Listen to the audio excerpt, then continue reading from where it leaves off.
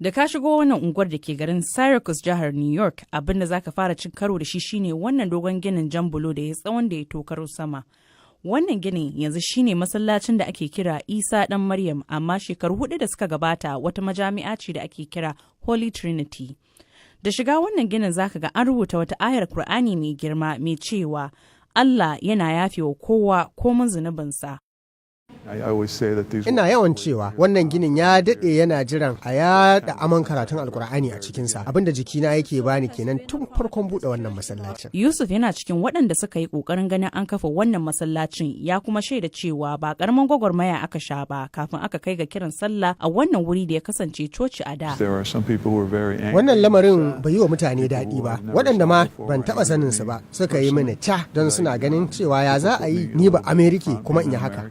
An gina wannan wuri tun farkon karni na 20 domin karuwar baki daga Jamus da Italiya.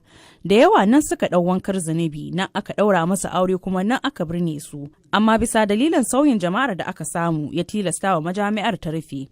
Mabiya addinin da dama sun kwashe sun koma wasu unguwanni daban, inda kuma wasu sabbin baki da 'yan gudun hijira da akasarinsu musulmi ne suka maye gurbinsu.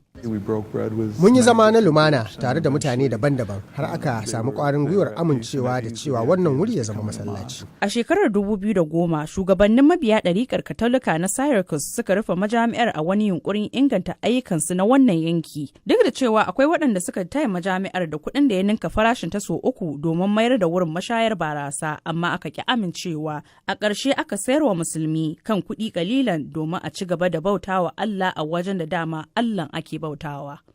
An sauya ginin inda aka cire kujeru aka sa tabarmin sallah, aka rufe hatimin cross da fenti, sai kuma aka adana abubuwan da aka cire domin tarihi. Muna buƙatar samun kuɗaɗe domin canza wasu fitilu saboda duhu. Wannan masallacin ya bambanta da sauran masallatai na yankin, inda ba a keɓe wurin da mata ke sallah ba, sannan masallacin ba shi da tsayayyen liman da ladani domin a ba kowa damar jan sallah ko kiran sallah. Hatta wani ɗan Afghanistan mai shekaru 14 da haihuwa.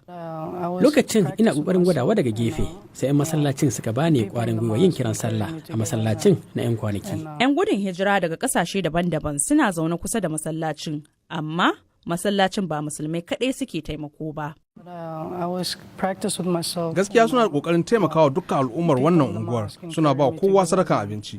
Lallai su mutane ne da ke da hakikanin zaman tare, don kowa nasu ne. Yusuf Sule ya ce a daina ɗaukar duk abin da aka gani a kafafen watsa labarai a matsayin gaskiya, saboda akwai akasin haka.